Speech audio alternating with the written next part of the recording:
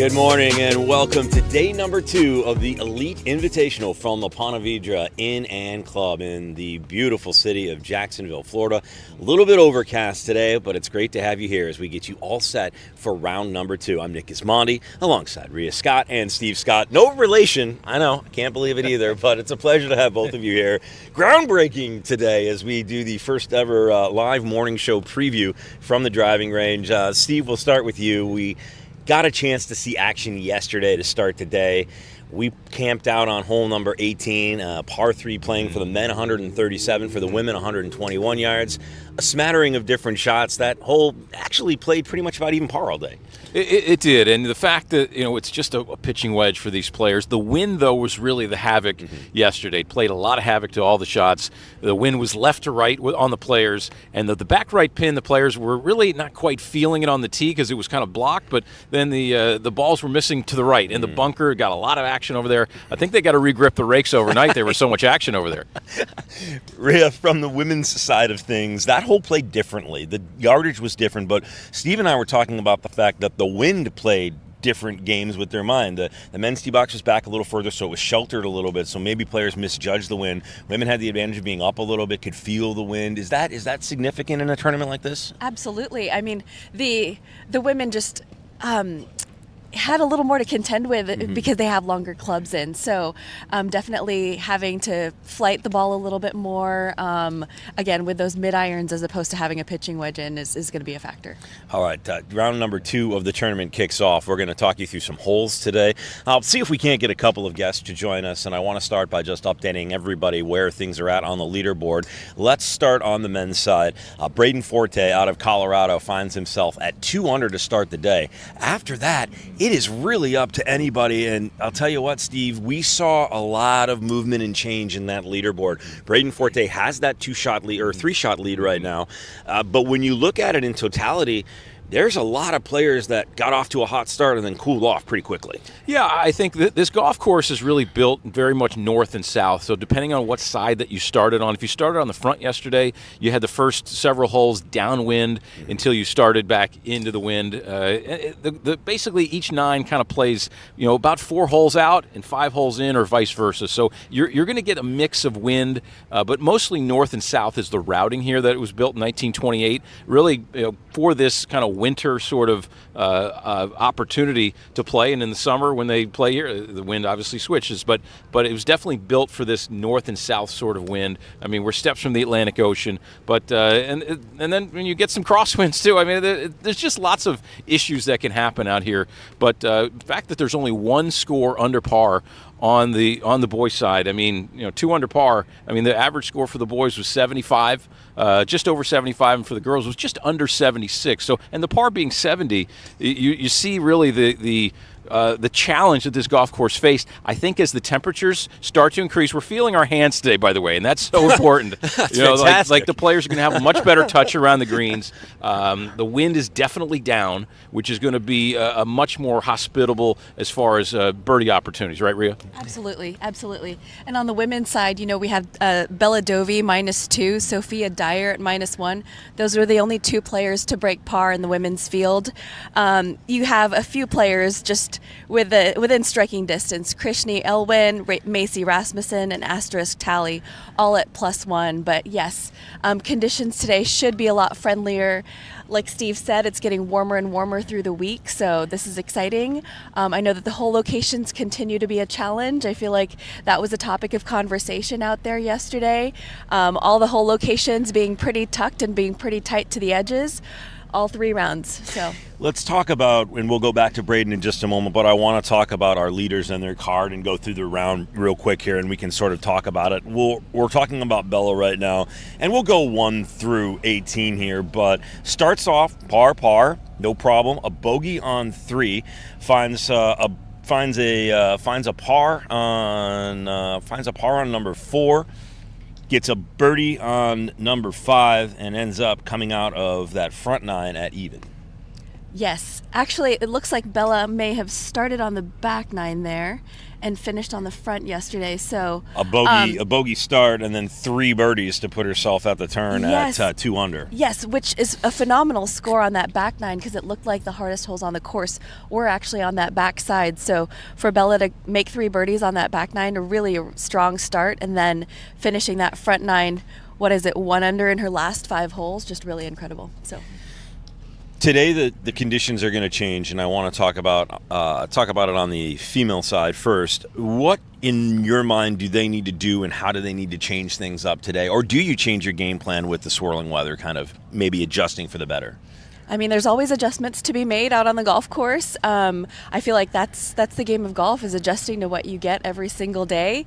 Yes, the temperatures are a little bit warmer, but the women are teeing off earlier in the day here, so I don't know that the temperature is actually much different at this stage. Our first women's tee times are 8 o'clock in the morning, so I think adapting, especially when you're this close to the ocean, is the name of the game. Steve did mention that we can feel our hands this morning. Yesterday, right around this time, I was on the practice range, and one of the young men who I know, Charlie Hip, kind of just looked at me, and he's like, "I can't feel my hands, Gizmo." And I was like, "Yeah, buddy." Hooked him up. I handed him a set of hand warmers. I happen to have an extra pair in my hands. But, I mean, you make a good point. The weather change does and will affect things today. Yeah, I think it's going to top out at about 70 degrees almost today, and the winds are going to be a little bit less, only 5 to 10 from the northeast. So, I mean, wind is, and Ria, as a college coach, you can certainly attest to this too. I mean, you see it every day in competition. If the higher the wind, the higher the score, right? Absolutely, absolutely. I mean, there's just, the wind becomes a real separator in the field, and it really allows the cream to rise to the top, because the best players in this field are going to be the ones that know how to play in this wind and adapt. Let's talk about Braden Forte now, and then we'll come back to the conditions. And I feel a little bit like Jim Cantori right now, because the weather is a factor, and it has been drastic swings. And I mean, if you were here for the practice round, it was, I mean, we might as well have been in Michigan or Minnesota. But we'll come back to the weather in a moment. Steve, let's talk through Braden Forte's round. He also started on the back and really got off to a hot start. A pretty perfect card on that backside with 2 birdies to kick off his back nine, or his front nine, which was the back nine. Yeah, that's all you're trying to do. In round one, I mean, we talked about this a little bit yesterday, but it's worth repeating. I think the fact that you cannot win a golf tournament on day one. Mm-hmm. But when you get off to a nice start, now you kind of feel like you're playing with a little bit of house money. And I think then that allowed him to continue his great play and continue onwards through the back nine and end up posting that 2 under par that he ultimately did. Yeah, and when he did make the turn, it was a par start, but a double bogey on the 3rd hole.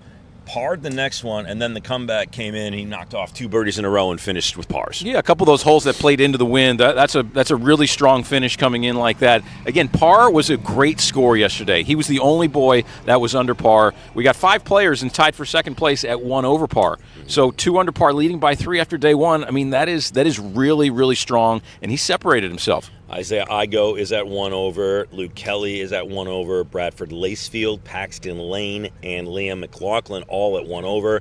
An absolute handful. Too many to list at 2 over. Too many to list at 3 over. Too many to list at 4, 5, and 6 over. And after that, it drops off. Well, I think when we're talking about Braden Forte and his lead, I mean, one thing that he really attributes his game to, and a quote, you know, he trusts the process and he doesn't chase results. Mm-hmm. And you know, that being a golfer, you play 54 holes of golf. You have to stay into the process. If you're a results-oriented player, I think in the long term, there's a lot more peaks and valleys in your emotions. When you're really trusting your process and getting into your process, and that's your identifier of success, mm-hmm. I think that is really a huge important key in the success that he had yesterday and his overall success. He's going to be going to San Diego State University mm-hmm. In the future. He's got a great college career ahead of him, but I think going to the Aztecs and having that mindset is only going to be a huge benefit moving forward. He will also have one of his closest friends and fellow Coloradans in San Diego State with him. They're going to be roommates. I'm talking about Miles Cool. He got off to a hot start yesterday. Found himself at 3 under through the front 5 and then dropped off a little bit after that. I think the wind picked up. He walked past us on 9 and basically said, well, I was 5 over through the last 4 or 4 over through the last 3 or something along those lines. I was thinking, well, golf course will get you. I think that was kind of indicative of that wind, tacking into the wind like that. The players were playing in that 15, 20 mile an hour wind, but he righted the ship on the very last hole, hit it in the greenside bunker, hold his bunker shot to finish it 4 over, did Miles, and that's just a tribute. You have to keep persevering. Again, 54 holes. There's no cut here at the Elite Invitational, so the players are going to be able to play all 54 holes, and each shot, each moment like that can really springboard himself till the last 36 holes. Ria, we were talking to some of the players, and I was in the restaurant and kind of just getting the general vibe on what that round is, and all of them said it's that gauntlet coming down the end, and it was. And Mason Carmel, the founder and tournament director, who will be joining us shortly, said the reason he flipped the 9s was because he anticipated that being a difficult stretch. Probably one of the toughest stretches on the golf course, and we'll talk about it here, is 15, 16, 17, and then 18 you get a little bit of a reprieve if you hit it well.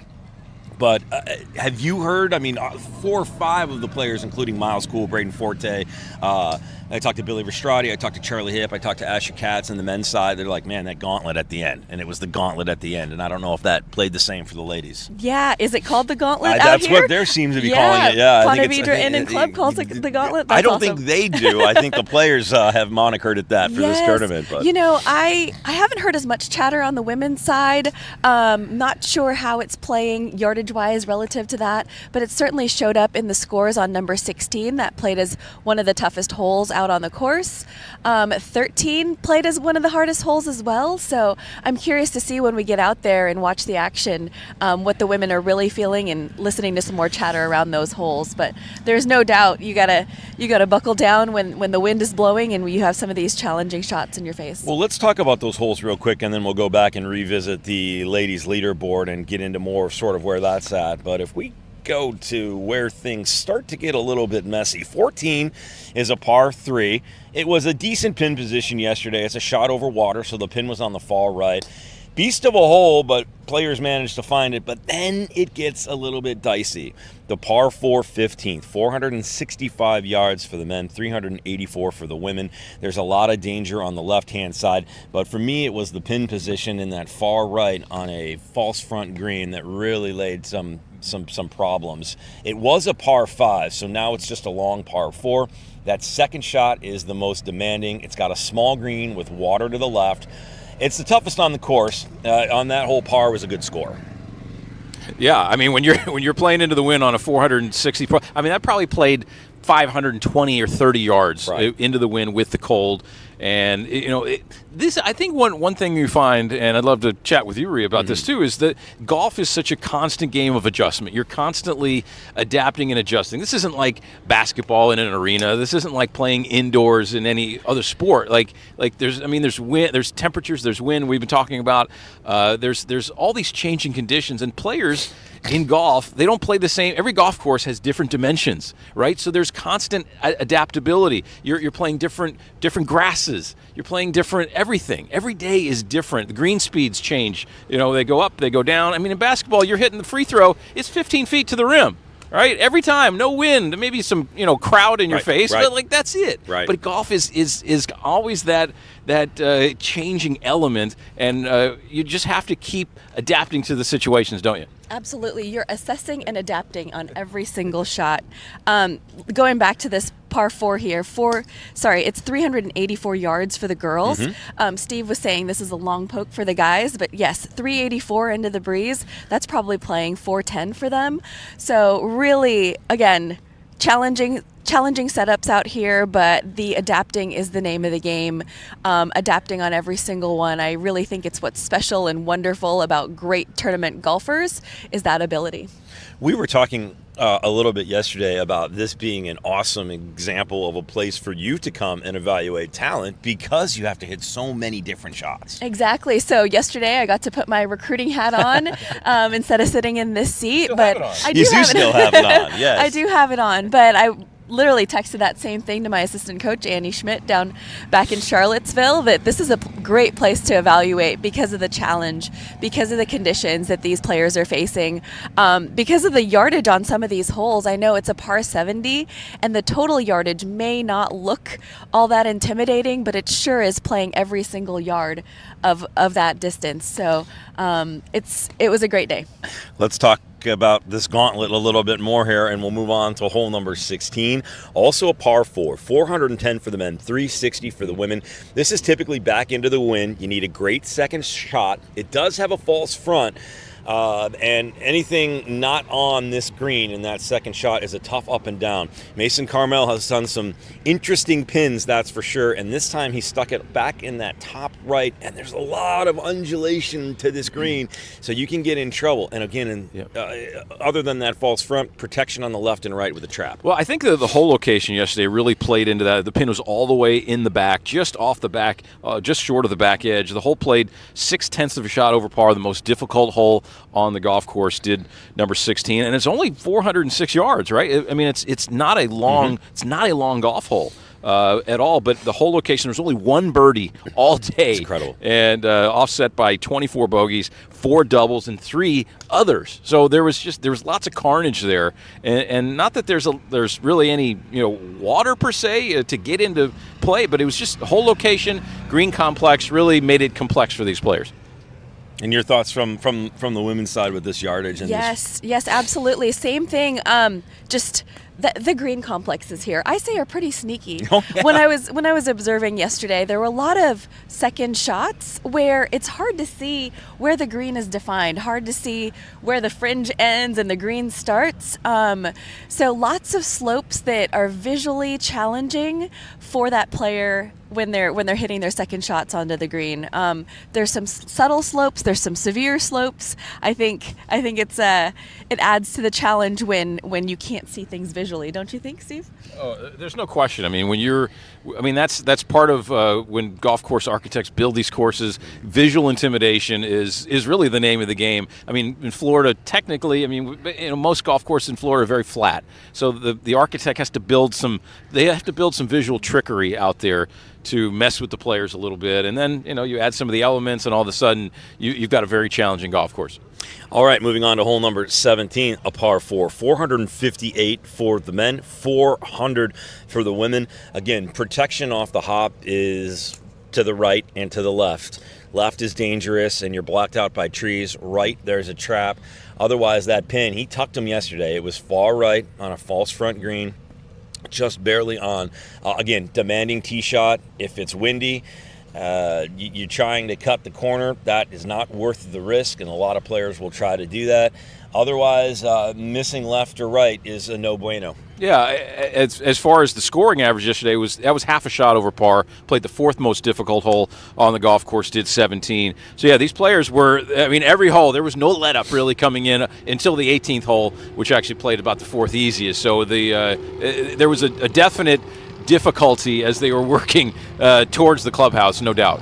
I talked to Mason Carmel about this hole, and he said that's where the temptation lies. You try to cut that corner a little bit, take a little bit off, and you end up in that trap just on the right-hand side. And then the ideal shot here, Ria, would just to play it obviously safe in the middle. But the most of the golfers, if they're really playing intelligent, are just putting it down that left-hand side and trying to keep it just in the fairway there. A lot of women work the ball from right to left, so this dogleg right hole makes it a little more challenging too. And I can see the temptation with that fairway bunker. I can see the added challenge with that hole location all the way on the right side, because with some of their ball flights, they're having to start it off the green to be able to get that close. So.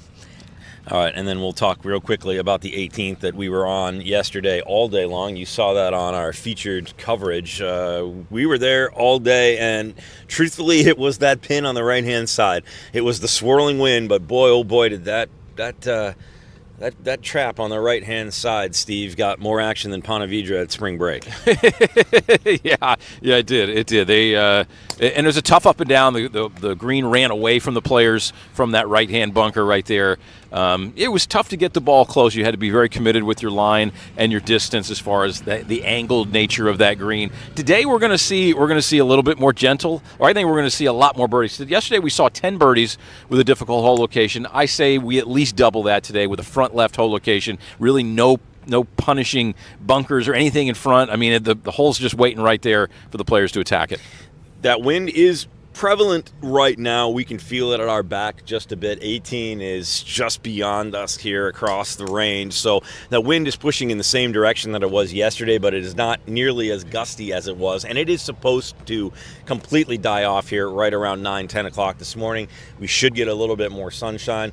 A lot of rain last night, so this golf course is soft right now. Does that change the way this plays today compared to yesterday? Question for both of you. Yeah, I think it definitely does. I think the players will, as far as attacking, right? You have less wind and softer conditions. That equals more birdies. There's no question about that.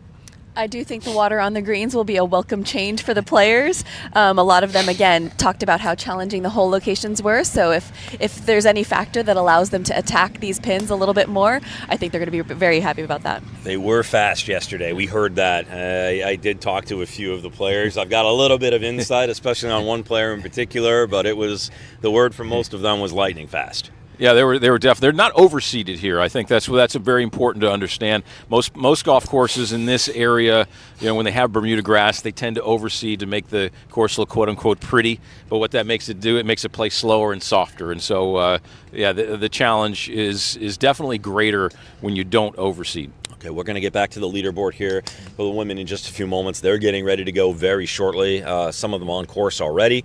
Is there any other holes that stick out to you that we should highlight today? Perhaps maybe one of the harder ones or a hole that you really think could be a difference maker today, Steve and Ria? I was just looking here, Steve. It looks like there's a par 5 that plays pretty challenging over here. Par 5, at least for the boys, hole 3, playing quite a bit over par for a par 5. It's 0.53 over par for a par 5. That's pretty significant. Hole number 3. Okay, so let's take a look at hole number 3. Obviously a par 5. And I pretty much guarantee all the toughest holes were the end of the wind holes yesterday. And number 3, that's exactly what that hole plays into that northerly wind. It's a tight tee shot. There's some penalty area down the left, some trees over on the right. It's a tough green complex as well. And into the wind, it was 546 yards, playing probably 600 yards almost with the cold and the wind for the players yesterday. So yes, typically par 5s are the easiest holes in the golf course, but yeah, it's a great point. And I'll tell you what, he puts that pin in another tough spot. Will he lay off on pins today, do you think, or if you're designing this golf course, what's your setup? Do you give it a little bit of a reprieve today? Do you give him a little bit of an easier day on day 2 and then really hit him over the head on the final round? You know what? I heard that Mason has already set out the hole locations for all 3 rounds. Okay. And that they were given to the players beforehand. Okay. So a lot of the players like to dot their hole locations in their yardage books prior to their rounds, but here they were lucky enough to have all 3 of those hole locations. I don't know if it was prior to the first round or prior to all the practice round for their preparation. Now, I just had a quick peek at hole number 3, the hole that we were just talking about, that played so challenging for the boys. Interestingly enough, it was not one of the most challenging for the women. Okay. It was actually the 3rd easiest hole for the women. Again, par 5, that's a little bit more what you would expect, so that was surprising to see that play so challenging on the boys' side. The pin placements today, I have not had a chance to look them over. I know that you have. We do have a pin sheet. Just thoughts on where pins are today as you've kind of glanced at them, Yeah, Steve. I think in day 2, I think the setup overall is going to be one where, you make it a little challenging on day 1. You give them a little bit you give them something on day 2, and then the final day is always that's the real gauntlet, if we're going to continue to use that word, right? I mean, that's the one. That's the challenge. Typically, the highest scores come in the final round. You got the most pressure. You got the toughest hole locations. It's the most challenging. This golf course sets up to be a challenge by design, and when Mason Carmel decided to bring it here over from Marsh Landing, that was the intent. Find a golf course that would be challenging to these players, that he could make challenging as well. And by the way, he's incredibly hands-on, walks the golf course every day, picks the pin locations. He's the one that decided to flip the nines, all by design. And I think that attention to detail is one of the other reasons why the Elite Invitational is one of the elite junior tournaments on the schedule every year. Yeah, I think one of the coolest things, if you see right behind us, I mean, all these players, they have name placards, so everybody can tell who they are, who's playing out there, and who's hitting the shots. And I think that's a really cool touch. The fact that they bring in all the veterans, the Veteran Golf Association as a benefactor. Every player, when they're announced on the tee, they get they're representing one of the veterans. I think that's a really cool touch. I mean, even they've got these kind of massaging, heating leg sleeves in the player area inside the clubhouse with the hyper ice and all the percussion guns. I mean, that is like next level stuff. When I was playing amateur golf back in the late 90s, and I know that's when the dinosaurs roamed the earth, it was not even close to that. You were just like, here, take a couple dozen balls or whatever and go have fun. That was it. The wonderful folks at Hyper Ice were kind enough to donate a recovery room, and if you don't know about Hyper Ice, their product is absolutely game-changing. From the Normatec compression leg boots that get the circulation going pre and after the round, and then of course they've got the Venom 2 back massager that heats and massages at the same time, which I basically live in. And of course they've got the Hypervolt guns and a variety of other products. I'm getting old, so everything's starting to hurt from a career spent in hockey and golf. So I basically live in Hyper Ice products, and they were kind enough to donate all of their equipment here for players to experience. It's been fun to see the kids taking advantage of it as well. I mean, recovery is such a huge part of the game now, and I'm sure as the women's coach at Virginia, that's something you preach. Oh, absolutely. It's not something that, just like Steve said, that we were aware of or practiced when we were growing up. Rub some dirt on it, you're fine. I know, what do you mean exactly, you gotta be straight? Exactly. Get out there. I thought playing sore was just a fact of life, but there are so many recovery modalities that you can just take advantage of to be able to play feeling better and feeling fresher. So nice to see that that's being adopted at such a young age here with the juniors. But like Nick said, the attention to detail at this tournament has been really, really impressive. I can see why this event was moved to Ponte Vedra Inn and Club. Spectacular test, and I look forward to seeing what the girls are going to do out there today. The guys and girls were talking about all the swag that they came away with. I in particular have a family member in the event, and he's just like, do you have any extra room in your suitcase, Nick? And I was like, I got swagged out too. I'm like, all right, we can see, but I think we're gonna have to I think there's a FedEx stop on the way to the airport, so in order to get everything where it's supposed to be. But let's talk about where that women's field is at. We mentioned, of course, the score that Dove is in the lead from Orlando at 2 under. We mentioned Sophia Dyer at 1 under, and then there are 3 players currently at 1 over. That's Elwyn Rasmussen, and of course, how do we not talk about Tally? Yeah, asterisk Tally, number 1 junior golfer in the country, number 11 in the world amateur golf rankings. And you said she was high in the Galaxy too. I think. Yeah, the Galaxy rankings. She was big there too. Yes, asterisk Tally. I mean, the name is very identifiable. She will be a star on the LPGA Tour whenever she decides to go there. But she will be going to Stanford before that, and she's just a junior, I believe, right now in high school. So she's done so many things at such a young age. I mean, we're seeing this on both the boys and girls sides. I mean, it's pretty amazing. I mean, I look at Mason Howell, who won the U.S. Amateur last year at 18 years of age. I mean, it's just younger and younger, and you're seeing it in your recruiting phases too. I mean, you're probably recruiting these young men, these young women at 8th grade or something, aren't you? The rules haven't allowed us to recruit 8th graders anymore. I don't know the rules. But asterisk Tally, I mean, she's been a force. And what's really impressive about her resume is her success, not only in the junior level, but those amateur events, those professional events. So she can show up and compete at any level of golf tournament. You see her out on the range this morning, and I mean, her stature is just incredible. When you watch her hit a golf ball, that ball flight is really, really impressive. Can we give a shout out to Sophia Dyer, though, who's in second place right now at 1 under par?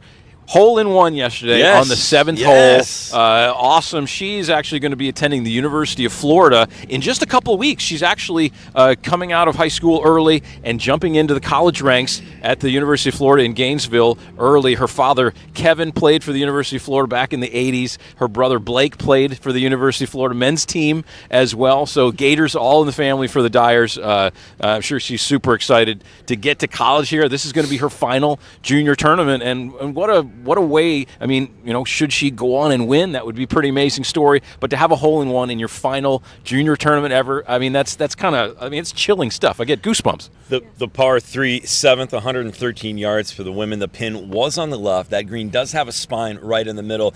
And the notes from the pro were this is straight back to the ocean. So watch the wind. If that pin is left, play left. That spine in the middle of the green will obviously influence it. Clearly that's what she did and worked out. I mean, I don't have a hole-in-one yet.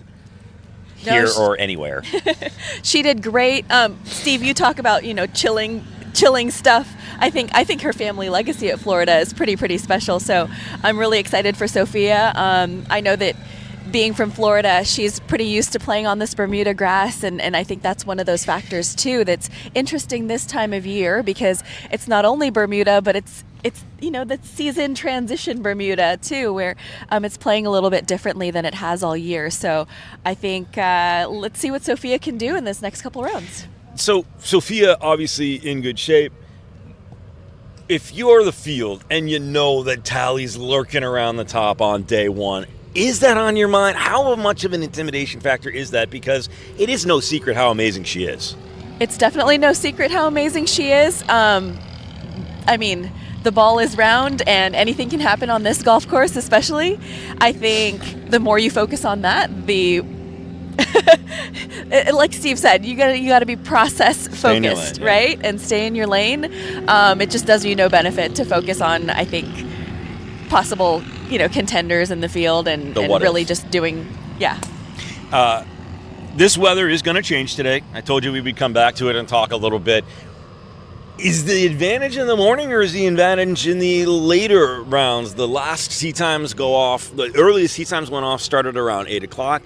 The last tee time out will be right around that 10-20 range. Well, I think yesterday it was definitely a disadvantage to start bright and early because of the cold. It was 42 degrees with wind chill in the 30s before these players even started. Today, again, we're feeling our hands today. It's in the mid-50s, going to get up in the 60s, upper 60s today, and the winds are down kind of right away. I don't think it's not a huge disparity, I think, today, but I think yesterday, the later you played, the better.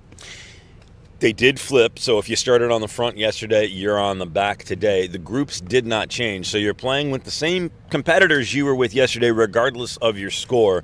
Just thoughts on that setup, and if that has any advantage, disadvantage, or what that mentality is to a player. I think it's always comforting playing, with the same group. You kind of know who's got your scorecard and kind of what they're. Maybe if you're playing with a really fast player or a slower player, you can already kind of prepare to adjust to that whole dynamic of golf. I think one of the biggest things that competitive players have to do, not only overcoming poor shots in competition because you're putting that score on the card, but it's who you're playing with. It's who, maybe you're playing with other people that you love, or two other people that you maybe couldn't care a whole lot less about them, right? So you're understanding that before you go in when you're kind of playing with that same group for the first 2 days. And your thoughts as well. Yes. You've been in the spot. Yeah, I think, like Steve said, there's a level of comfort, too, knowing what to expect. And there's so many unpredictabilities about golf that when you can anticipate those things, I think that makes you feel better.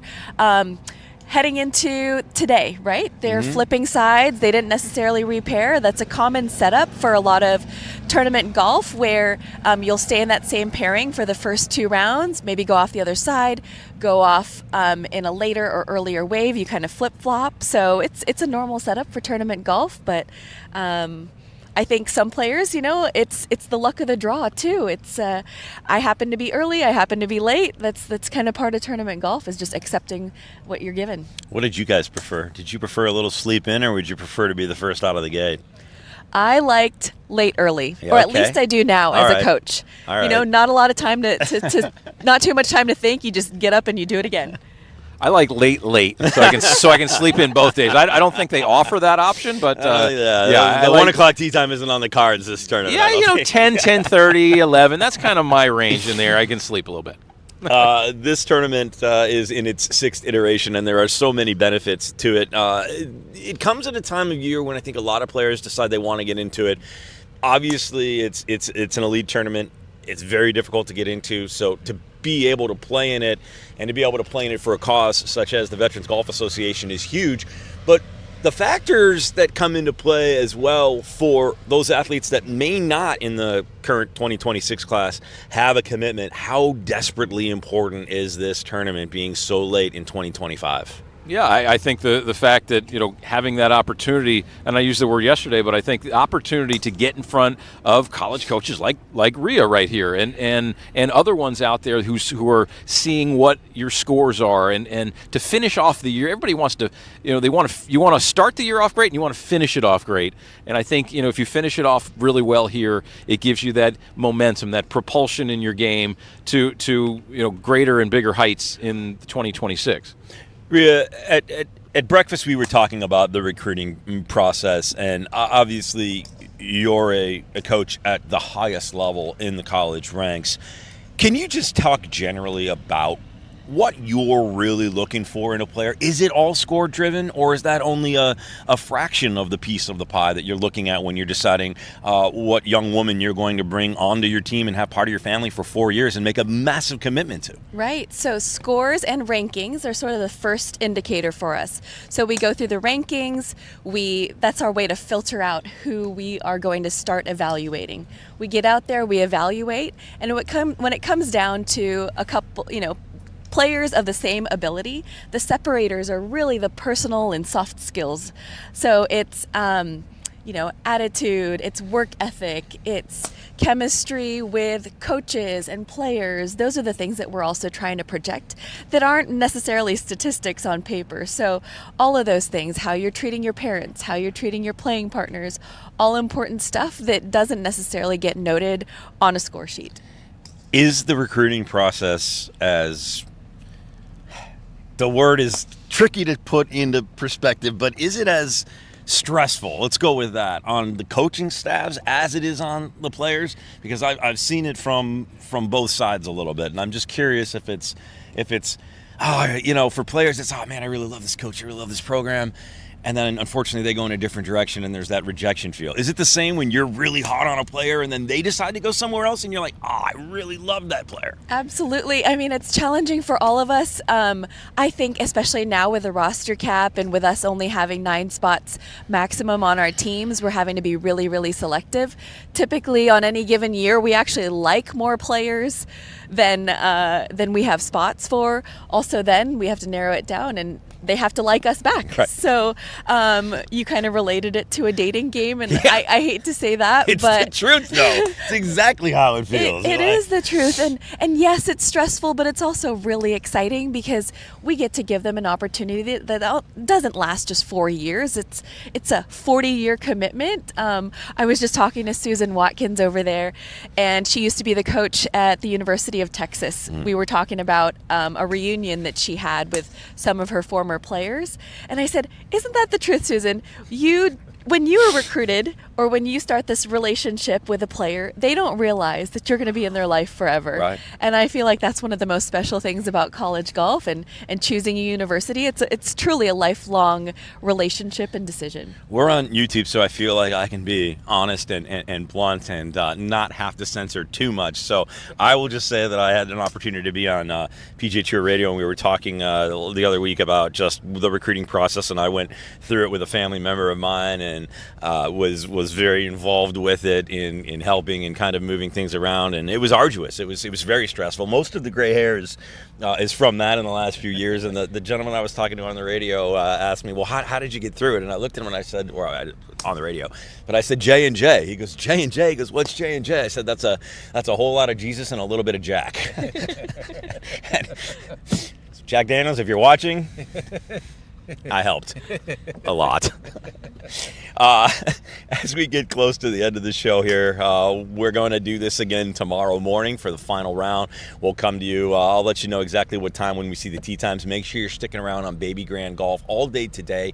We've got a ton of features for you, some fun stuff. We did some what's in the bags with the players. We've got an interview with Braden Forte after his round yesterday, who is the leader coming into round number 2. We'll have some feature holes for you today, so make sure you stick with us. And if you're following Baby Grand, make sure you set alerts so that you know when we put something up. You'll get that notification. Steve, Ria, and I with you all tournament long. We're super excited to be coming to you here from the Ponte Vedra Inn and Club. Guys, as we get ready to kick off round number 2, well, actually already underway, just some final thoughts from you on what we expect to see today and where you think score fluctuations might happen. And Steve, we'll start with you. Yeah, I think that, being that the conditions are just a little bit more hospitable for scoring. I mean, the low score yesterday on the boys' side was 68, as well as the girls' side. So I think our low score today could be in the mid to lower 60s today. It could be 65 or 64, given the fact that the players know the golf course a little bit better now. They've seen it under one round of tournament competition, and now the conditions are just a little bit easier. I think the fact that all of those together and maybe a couple easier hole locations, I think the fact that I think we're going to see some good scoring there. I agree. I think the adaptability, just knowing what to expect out there will make those scores a little bit more friendly. I think it's anybody's ball game out there today. I'm really excited. The scores are really bunched up. All those women at +1, kind of in striking distance. Let's see what they can do today. If you're 5 strokes off the lead, 6 strokes off the lead, are you still in the fight here? Absolutely. I think, majority of the tournament is still remaining, and things can swing really quickly out there. We saw very few birdies and actually more big numbers yesterday, so let's see what the golf course holds today. Steve, your thoughts on that? Yeah, I mean, there's no question. I mean, I think that the players are just they're gonna take advantage of their chances today, and they're going to go ahead and it is moving day. You got to get yourself into position for round 3. And when 3-round tournaments, I mean, 54 holes might sound like a lot, but it's a little shorter race certainly than 72 holes that they play sometimes, and so you just have that one less round to make up shots. So one big number on a hole could knock you out of the tournament, but one great 9 holes of 3, 4, 5 under par could propel you right into the lead. So I mean, it's anybody's ball game. Round number 2 of the Elite Invitational in its 6th iteration from the Ponte Vedra Inn and Club in Jacksonville, Florida is underway. Baby Grand Golf will have you completely covered all day long, so make sure you stick with us. Follow along on all of our socials for updates. Hit that notification button so you know when we post, so you know where we're going to be at, and we look forward to you being along this ride with us. We'll do this again tomorrow morning. We'll have a wrap-up later on this evening, and, of course, day-long coverage right here on all of Baby Grand's socials. Thanks for tuning in. For Ria Scott and Steve Scott, I'm Nick Gismondi. We will see you on the course very shortly. Enjoy the day.